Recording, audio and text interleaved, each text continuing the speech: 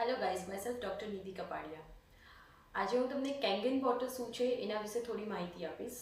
અત્યારે આયોનાઇઝર્સનો ટ્રેન્ડ એટલો બધો વધી રહ્યો છે કે એક સમયે લોકો કૂવાના પાણી પીતા હતા, પછી નળના પાણી પીતા થયા, પછી આવ્યું આરો, ઘર ઘર આરો જોવા મળતું થયું અને અત્યારે બધાને ખબર પડી ગઈ છે કે હવે આયોનાઇઝરનો જમાનો આવ્યો છે.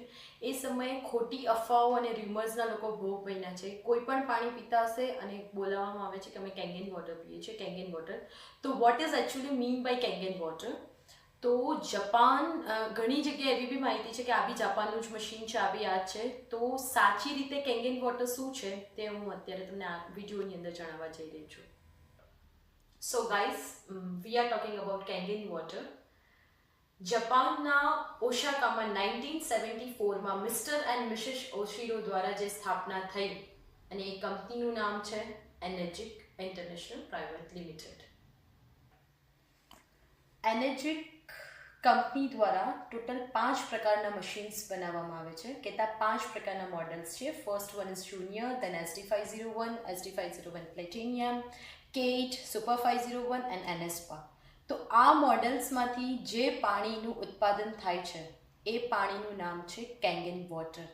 કેંગન વર્ડનો મિનિંગ થાય છે બેક ટુ ઓરિજિન, અને કેંગન વર્ડ કોઈ ઇન્ડિયન વર્ડ નથી પણ એ જાપાનીઝ વર્ડ છે અને જાપાનમાં એને કેંગનનો મિનિંગ થાય છે બેક ટુ ઓરિજિન, એટલે કે મૂળ તરફ પાછળ વળવું.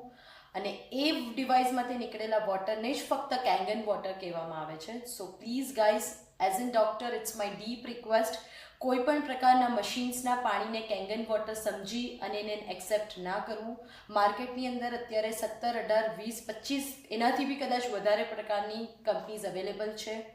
કદાચ 15,000 થી 17,000થી લઈને લાખ, 1.5 લાખ, 2 લાખ સુધીના મશીન્સ અવેલેબલ છે. આઈ ડોન્ટ નો એના શું રિઝલ્ટ્સ છે, શું નથી. હું કોઈ પર્સનલ સાઇટ ઓફ વ્યૂથી કોઈ પોઈન્ટ ઓફ વ્યૂ નથી કરવા માંગતી, પણ બસ તમારા સુધી એક રાઇટ મેસેજ પહોંચાડવા માગું છું કે એનર્જિક કંપનીના જે આ મોડલ્સના નામ મેં કીધા એમાંથી જે પાણી નીકળે છે એને જ કેંગન વોટર કહેવાય છે.